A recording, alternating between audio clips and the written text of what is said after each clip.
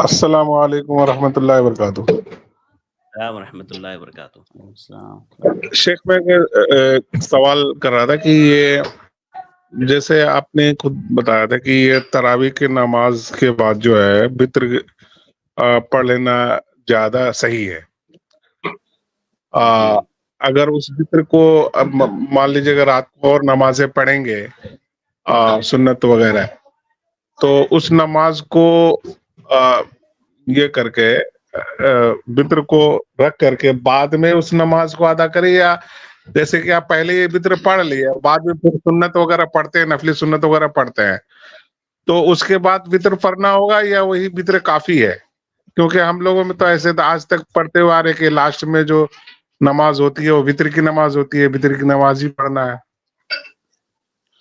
تو سر اس کو واضح کریے۔ دیکھیے یہ سوال کئی دفعہ آ چکا ہے اور مختصر جواب میں نے دیا ہے، لیکن تھوڑا سا قدر تفصیل سے سنیے سارے لوگ جو بھی سن رہے ہیں ہمیں۔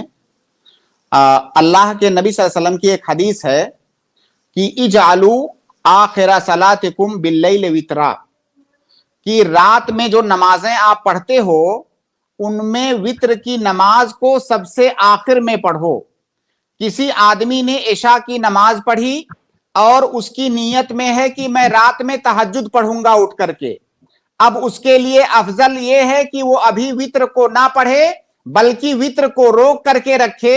جب رات میں تہجد وغیرہ پڑھ لے یا جو بھی نفل نماز اس کو پڑھنی ہے جب اس سے فارغ ہو جائے تو سب سے لاسٹ میں وتر پڑھے۔ اس حدیث کا یہ مطلب ہے۔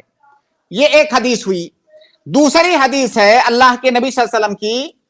تراویح کے سلسلے میں، قیام اللیل کے سلسلے میں، کہ اگر قیام اللیل آپ امام کے ساتھ پڑھ رہے ہو، اگر قیام اللیل یا تراویح کی نماز آپ امام کے ساتھ پڑھ رہے ہو تو اس وقت تک امام کا ساتھ دو جب تک امام کی نماز ختم نہ ہو جائے۔ حدیث کے الفاظ ہیں کہ من قام مع الامام کتب له من قام مع الامام حتى ينصرف کتب له قیام لیلہ، جس نے امام کے ساتھ قیام اللیل کیا اور اس وقت تک امام کے ساتھ نماز پڑھتا رہا جب تک امام کی نماز ختم نہ ہو گئی، تو ایسے آدمی کے لیے پوری رات کا قیام لکھا جائے گا۔ اس کی فضیلت یہ ہے کہ اگر امام کے ساتھ مکمل نماز آپ نے پڑھی، جب تک امام نے اپنی نماز ختم نہ کر لی تب تک آپ نے اس کا ساتھ دیا، تو گویا کہ آپ نے پوری رات قیام اللیل کیا، یہ اس کی فضیلت ہے۔ اب ہمارے سامنے دو مسئلے ہیں۔ ایک حدیث میں اللہ کے نبی صلی اللہ علیہ وسلم کہہ رہے ہیں کہ وتر کی نماز کو سب سے آخر میں پڑھو،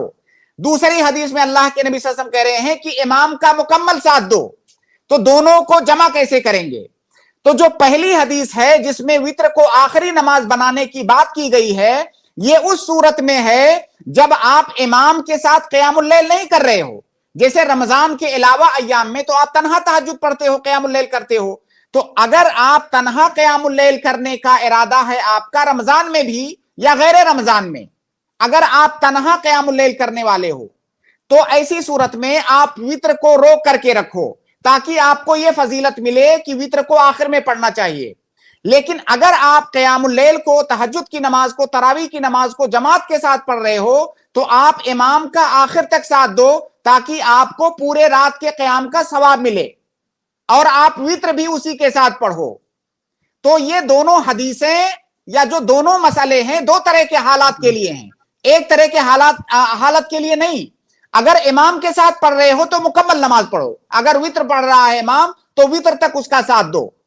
اور اگر آپ تنہا پڑھ رہے ہو تو وتر کو آپ آخری نماز بناؤ۔ تو دونوں حدیثوں میں کوئی تعارض نہیں ہے، دونوں دو طرح کے حالات کے لیے ہیں۔ اب اگر کسی نے امام کے ساتھ وتر کی نماز بھی پڑھ لیا تراویح کے بعد، رات میں وہ نفلی نماز پڑھنا چاہتا ہے، تو ایسا نہیں ہے کہ وتر پڑھنے کے بعد نفلی نماز پڑھنا حرام ہے، جائز ہے۔ اللہ کے نبی صلی اللہ علیہ وسلم سے خود ثابت ہے آپ نے وتر کے بعد نفلی نماز پڑھی ہے۔ تو ہاں البتہ اللہ کے نبی صلی اللہ علیہ وسلم کا بیشتر اوقات میں طریقہ رہا ہے کہ آپ آخر میں وتر کی نماز پڑھتے تھے، لیکن کبھی کبھار آپ سے وتر کے بعد بھی نفل پڑھنا ثابت ہے۔ لہٰذا رمضان میں اس کی پابندی کیجئے کہ اگر آپ تراویح پڑھ رہے ہیں اور امام وتر پڑھا رہا ہے تو وتر تک اس کے ساتھ آپ نماز پڑھیے تاکہ پوری رات کے قیام کا ثواب ملے آپ کو۔ ہاں اگر آپ تنہا پڑھنا چاہتے ہیں، تنہا تراویح پڑھنا چاہتے ہیں، یا رمضان کے علاوہ ایام میں جو قیام اللیل آپ کرتے ہیں اس میں وتر کی نماز آپ آخر میں پڑھیں۔